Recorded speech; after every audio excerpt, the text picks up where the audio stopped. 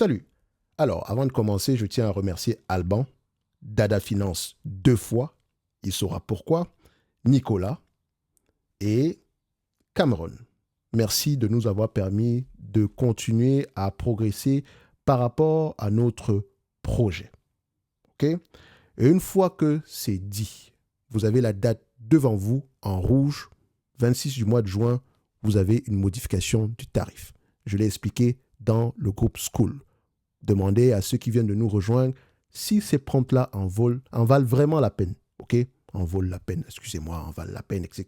Bref, on revient sur le sujet du jour parce qu'aujourd'hui, je vais parler d'Amazon. Mais je vais plutôt parler d'Amazon Prime. Et Amazon Prime va nous permettre de comprendre quelque chose sur l'avantage concurrentiel d'Amazon. OK? So, on y va très rapidement. Donc, comme je l'ai dit tantôt, le 15 du mois de juillet 2015, Amazon a célébré ses 20 ans d'une façon peu orthodoxe. Pas de gala corporate, pas de campagne institutionnelle. Jeff Bezos s'est levé un matin, il a lancé une journée de solde réservée exclusivement aux membres Prime avec une promesse simple. Plus de promotions que pendant le Black Friday. Le concept n'avait aucun précédent, donc l'événement s'est appelé à peu près, Amazon Prime Day. OK? C'était tout à fait normal. Donc, ce qui s'est passé ensuite est l'une des transformations stratégiques les plus révélatrices de l'histoire du e-commerce moderne. Ou bien du commerce moderne, c'est comme vous voulez. Non pas parce que Prime Day est devenu un événement commercial majeur, ce qui était prévu dès le départ, parce que regardez juste, c'était quoi Amazon en 2015. Donc, mais parce que chaque modification de son format depuis 2015 a exposé une couche supplémentaire du vrai mécanisme économique d'Amazon. Sur cette chaîne, c'est ça qui nous intéresse. On veut faire du stock picking sérieusement, donc on veut savoir le pourquoi du comment des chiffres. Tout le monde sait qu'Amazon a de beaux chiffres, etc. De toute façon, on va parler de l'analyse quantitative tout à l'heure. OK? So, je vous dis déjà, Amazon est sous-évalué. C'est matin, midi, soir. Je suis très biaisé sur Amazon parce que la majeure partie de mon portefeuille, OK, plus de 10%, c'est du Amazon. Donc, si Amazon fait faillite demain, sachez que la chaîne s'arrête également. So, ne me croyez pas sur parole. Allez étudier ce business-là. Vous allez voir que vous êtes en train de perdre du temps. OK? Vous êtes en train de rater une opportunité. Ça, c'est mon avis. Je ne vous ai pas demandé d'aller acheter du Amazon. Donc, comme je l'ai dit tantôt, mon raisonnement est biaisé. Alors, on va continuer ici. Comme je l'ai dit ici, Prime Day nous permet de mieux comprendre ici le mécanisme économique d'Amazon. Et la modification de 2026, ce qui nous intéresse en date d'aujourd'hui, à savoir un déplacement du calendrier. Avant, Prime Day avait lieu au mois de juillet. Maintenant, c'est ramené au mois de juin. Cette modification est la plus révélatrice de toutes. Ça confirme quelque chose qu'on savait déjà. Pour comprendre pourquoi, il faut d'abord comprendre comment Amazon gagne sa vie, comment ils gagnent de l'argent, comment est-ce qu'ils font réellement du cash. OK? Parce que la réponse n'est pas celle que la plupart des gens donnent. OK? Amazon, c'est une entreprise de e-commerce, ils ont AWS, on ferme la point à la ligne. Mais Amazon génère l'essentiel de son volume de revenus dans le e-commerce, le retail. Mais ce segment opère structurellement sur des marges bien plus faibles que les autres divisions du groupe. Et dans le retail, il y a 2 éléments. Vous avez le 1P et le 3P. 1P, c'est Amazon qui vend lui-même pour lui-même. Et le 3P, c'est Amazon qui vend pour les autres. Et l'épine dorsale, c'est quoi? La logistique. Salut FedEx, salut UPS, qui ne sont plus des fournisseurs. On analyse une entreprise en regardant qui? Concurrent, fournisseur. Sur le plan opérationnel de l'entreprise, en regardant elle-même, et on regarde également quoi? Les clients. Quand mon fournisseur, quand UPS, qui était fournisseur d'Amazon, qui est encore un tout petit peu, UPS, fournisseur d'Amazon, Amazon devient concurrent d'UPS. Vous pensez que ça va fonctionner? Ben non. Amazon, son business, ça prend le temps de réduire les coûts. OK? Sur la partie e-commerce. Parce que la partie e-commerce peut avoir des marges très peu, peut juste s'autofinancer, c'est tout ce qu'on lui demande. Parce que cette partie-là est très importante pour le reste. C'est AWS, le cloud computing, les data centers, la puissance de calcul, qui produit la majorité ici du résultat opérationnel consolidé. Prenons l'exemple 2025. AWS tournait à peu près à un rythme de 142 milliards de dollars de revenus avec des marges d'exploitation très élevées. Et la publicité, qui est le 3e segment, celui qu'on ne voit jamais, un segment de 68,5 milliards de dollars en 2025, en croissance de 22% sur un an, constitue ce 3e pilier-là, hautement rentable. Ah oui? Pourquoi est-ce qu'il est hautement rentable? Publicité. Ces 3 activités ne fonctionnent pas séparément. C'est un flywheel, un tout. AWS finance la capacité logistique et technologique du retail. La publicité tire ses revenus du trafic retail parce que les marques paient pour apparaître dans les résultats de recherche Amazon et les pages de produits. Et le retail, en répétant en retenant, je dis bien retenir, des centaines de millions de membres, je dis bien retenir, les termes sont importants, des centaines de millions de membres dans l'écosystème ici, centaines de millions de membres ici dans Prime, dans son écosystème, alimente en permanence les deux autres. Plus de membres, plus de logistique, plus de publicité, plus d'utilisation ici de data center ou bien de puissance de calcul. OK? Donc, les profits des actifs, je ne parle pas de la partie où ils vont louer la puissance de calcul aux autres entités, ça c'est, voilà, on comprend. Okay? Je prends de l'entreprise par rapport à elle, mais parce que la partie AWS est née du fait qu'Amazon avait de l'espace. Ils se sont dit, bah, pourquoi pas louer? C'est devenu un business. OK? Donc, les profits des activités à haute marge subventionnent les remises de l'activité à faible marge pour renforcer la captivité. Les termes sont également importants ici, qui génèrent plus de trafic, qui génèrent plus de revenus publicitaires, qui financent les prochaines remises. Profit, activité à haute marge, subventionne, remise, activité faible marge pour renforcer la captivité. Switching cost, qui génère plus de trafic, qui génère plus de revenus publicitaires, qui finance les prochaines remises. Flywheel. Prime Day est le moment où le système en question tourne à plein régime de façon concentrée sur quelques jours. Revenons à l'évolution du format, parce qu'il a changé. En 2019, Amazon a étendu Prime Day à 2 jours, ce qui n'était pas une concession aux membres qui demandaient plus de temps. Non, c'était la reconnaissance qu'une journée de forte activité génère des flux de revenus parallèles. Données comportementales, commissions sur vendeurs tiers, 3P, revenus publicitaires qui justifient chaque heure supplémentaire de l'événement. Les vendeurs tiers, qui représentent aujourd'hui environ 60% des ventes totales sur la plateforme, paient des commissions de marketplace et de frais de fulfillment à chaque transaction. Fulfillment, c'est ici livré et préparé par Amazon. OK? Donc, la durée de l'événement est donc une variable de revenus pour Amazon indépendamment de ses propres marges retail. En 2025, Amazon a franchi une étape supplémentaire avec 4 jours pour la première fois. Donc, Adobe Analytics a estimé les dépenses en ligne aux États-Unis sur les 4 jours de l'événement à près de 24,1 milliards de dollars sur l'ensemble des retailers. Donc, concurrents compris. 4 jours, 24 milliards. Nielsen IQ a noté explicitement que l'extension à 4 jours avait doublé la durée de génération de revenus publicitaires pour Amazon par rapport à l'édition précédente. Et puis, vient 2026. Comme je l'ai dit, le 24,1 milliards, ce sont les transactions retail. Et on n'a pas compté la publicité. Mais la publicité a doublé. Donc Amazon gagne doublement, alors que les autres encaissent juste les revenus retail, etc. en majorité. OK? Donc maintenant, on arrive en 2026. Amazon déplace Prime Day de juillet à juin. Donc, cette année, ça sera du 23 au 26 du mois de juin. Donc, ça se termine demain, un peu comme notre promotion. C'est même pas une promotion d'ailleurs. Un peu comme l'augmentation du prix ici que vous voyez devant vous. OK? Donc, à partir de demain, 50% de plus.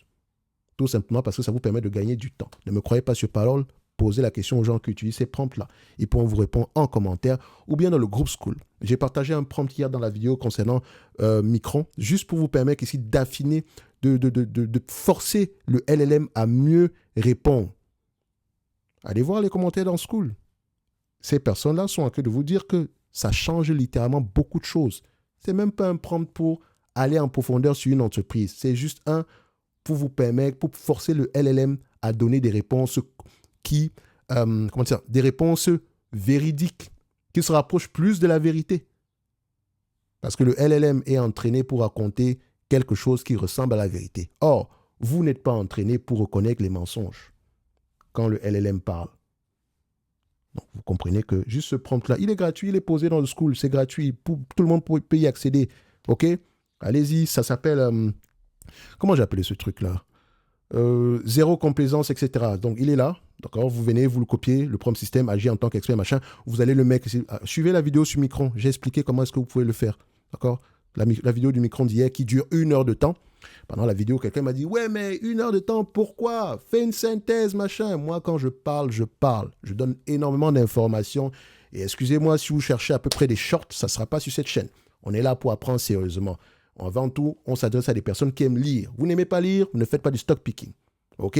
So, revenons à ce qui nous intéresse. Je vous ai dit où se trouve le prompt zéro complaisant pour vous aider à forcer le LLM à donner des réponses qui se rapprochent de plus en plus de la réalité. OK? C'est ce que moi, je fais globalement. Il est là, il est gratuit. OK? Profitez-en parce que je ne sais pas quand est-ce que vous allez regarder cette vidéo, hein, parce que si c'est le 1er du mois de janvier 2027, le groupe School sera fermé dans tous les cas de figure parce qu'il a une durée de vie uniquement jusqu'au 31 mois de décembre 2026. Je ferme totalement. Peut-être même avant, je ne sais pas. Ça va dépendre de mon humeur. OK? Voilà. So, je continue ici. Comme je l'ai dit, en 2026, Amazon a ramené le Prime Day de juillet à juin. Ça va se dérouler du 23 au 26. C'est la première fois depuis 2021 que l'événement se tient en dehors du mois de juillet. Oui, c'est déjà arrivé. Donc, c'est ce déplacement en question qui mérite un peu une attention analytique particulière. Tu vas me dire une date, est-ce que c'est important? Tu vas voir pourquoi est-ce que c'est important par rapport pour apprécier la captivité des clients d'Amazon. La date de juillet n'était pas arbitraire, non. Elle répondait à une logique de calendrier retail claire. En l'absence de grands événements promotionnels pendant l'été, Amazon occupait un créneau vide avec un événement artificiel. Oui, parce que Prime Day, c'est un événement artificiel. Juillet fonctionnait donc parce que l'attention des consommateurs était disponible et les concurrents absents du terrain. Bon, même si, question concurrents, comme on va le voir tantôt, ils sont plutôt devenus des copieurs ou bien des suiveurs globalement, mais ils ne font pas la même chose de la même façon, parce qu'ils n'ont pas à peu près le même système. OK?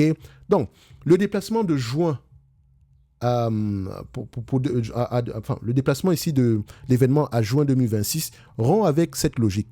Les raisons pratiques évoquées dans les rapports sont un calendrier du mois de juillet exceptionnellement chargé cette année. Vous savez pourquoi? Coupe du Monde, célébration ici des 250 ans le 250e anniversaire ici des États-Unis, ok, également. Mais la vraie information dans ce déplacement n'est pas la raison du changement, ok. La raison du changement, c'est plutôt la capacité d'Amazon à l'exécuter. C'est ça qui m'intéresse. Amazon déplace son plus grand événement commercial annuel en plein juin sans craindre que ses membres ne soient absents, discrets ou même enclins à dépenser. Ils n'ont pas peur. OK? Parce qu'Amazon ne fait plus le pari que ses membres Prime choisissent activement de participer à l'événement. Ce n'est pas un pari. Il fait le pari que ses membres Prime y participent par défaut. Amazon sait qu'ils vont le faire. Ils vont dépenser plus. Ils savent. Mais pourquoi est-ce qu'ils le savent? On va y arriver. 260 millions de membres Prime dans le monde, 185 millions aux États-Unis seulement. Donc, ces membres ont activé la livraison gratuite. Le streaming vidéo et également le streaming musical, si vous voulez, le stockage photo, l'accès prioritaire. Ils ont, pour beaucoup, une carte de crédit Prime, des achats récurrents automatisés, un historique de commandes accumulé sur des années. Donc, le coût de sortie de cet écosystème n'est pas seulement un coût financier, c'est un coût opérationnel, comportemental et psychologique accumulé année après année. Donc, les concurrents qui ont tenté ici de contester ici la dominance de Prime Day depuis... Enfin, pas qui ont tenté, mais qui... Ils essayent de contester la dominance de Prime Day depuis plusieurs éditions. Walmart a lancé son propre événement de 6 jours en parallèle en 2025. OK? Target a tenu sa Circle Week. TikTok Shop a couru sur 13 jours. Et comme vous pouvez le voir ici, voilà un exemple. Boom. Black Friday. Ils ont dit quoi? C'est quoi ici? Black Friday in Summer. Ça, c'est Best Buy.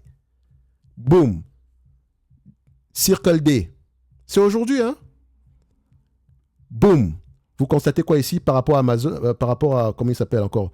Par rapport à Walmart, des aubaines circulaires, des aubaines blablabla. Donc je pense qu'ils ont également un événement en date d'aujourd'hui. Je ne sais pas où est-ce que ça apparaît ici. Attendez, donnez-moi juste un instant, j'actualise. Ouais, je le vois plus apparaître ici. Mais en tout cas, ils ont un événement qui court présentement. OK? Le même jour que les Prime Day. OK? Ne me croyez pas sur parole, allez vérifier.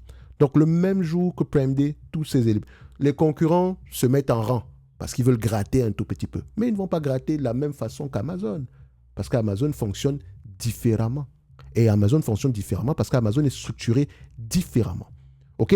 Donc, et pourtant, comme j'ai dit, Prime Day continue à continuer de croître en volume absolu à chaque édition. Vous pouvez vérifier cette année. Est-ce que ça sera moins que l'année précédente? Je me fais le pari que ce sera plus élevé que l'année précédente. OK? En tout cas, la probabilité est plus élevée. Donc, comme je l'ai dit tantôt, Prime Day a continué de croître en volume à chaque édition. Non pas parce qu'Amazon offre les meilleures remises sur tous les produits sans exception, mais parce que l'acte d'achat sur Amazon pendant Prime Day est pour des dizaines de millions de membres une réponse quasi automatique à un signal familier et non à une décision comparative active. OK? Je m'explique. La capacité d'Amazon à déplacer Prime Day d'un mois sans campagne de repositionnement majeure et sans risque visible de désengagement de sa base est la preuve empirique que la captivité des membres Prime a atteint un niveau où l'événement fonctionne indépendamment de sa date. C'est là où l'investisseur attentif doit s'arrêter pour poser la bonne question.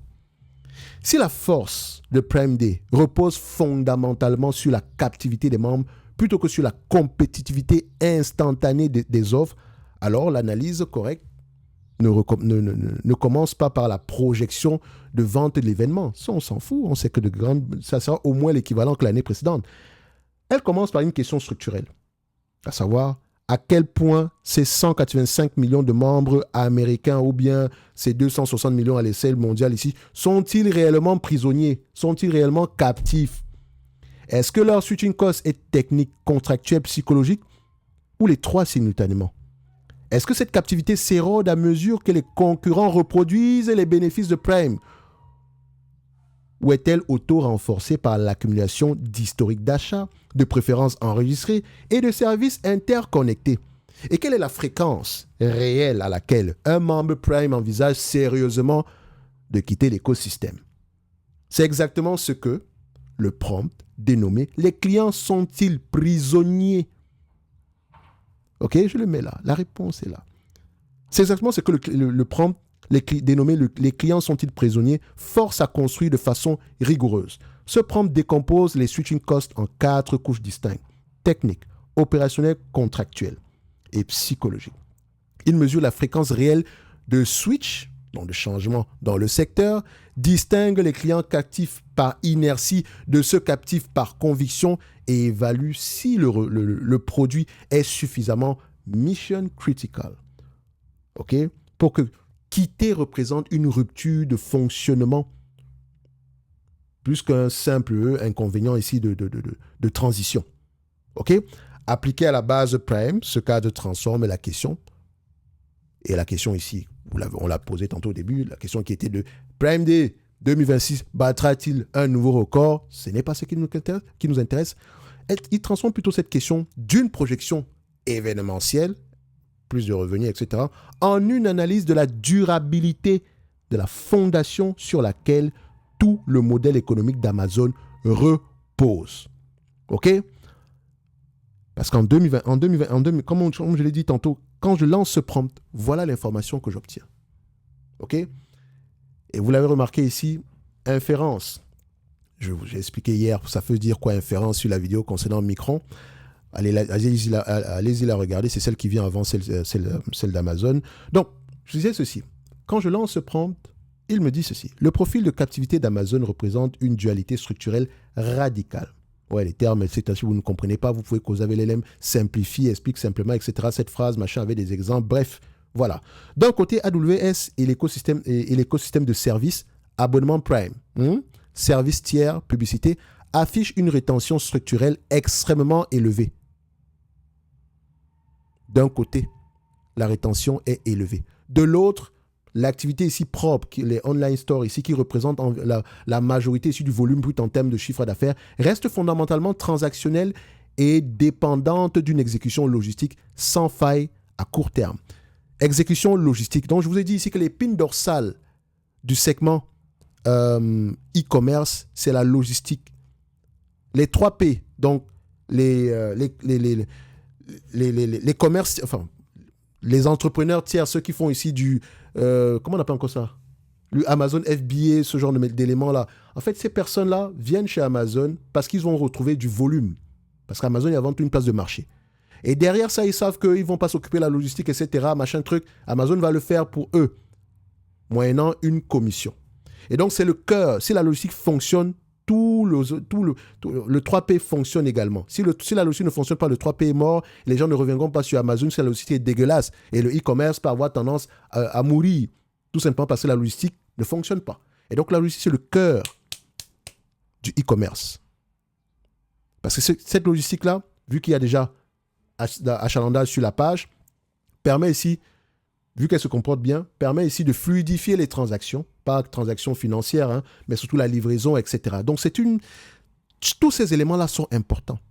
C'est la raison pour laquelle quand Amazon a foutu dehors UPS ou bien FedEx, pas foutu dehors, ils ont demandé des prix très très bas parce qu'ils avaient les volumes. Mais les autres, ils ont refusé parce qu'ils se disaient ici que non seulement on allait être de plus en plus dépendant d'Amazon, mais également, vu comment Amazon se comportait, ils allaient continuer à le faire. Donc Amazon a préféré faire quoi? Bâtir sa propre logistique. Ce qui fonctionne plutôt correctement en date d'aujourd'hui. OK? Donc c'est borderline parce que c'est juste, on va se dire que ce n'est pas un pass, c'est limite. Parce qu'il y a ce segment-là qui est indispensable aux autres. Parce que si ce segment e-commerce ne fonctionne pas, abonnement, c'est mort. L'écosystème service va avoir tendance à souffrir. Maintenant, vous le savez.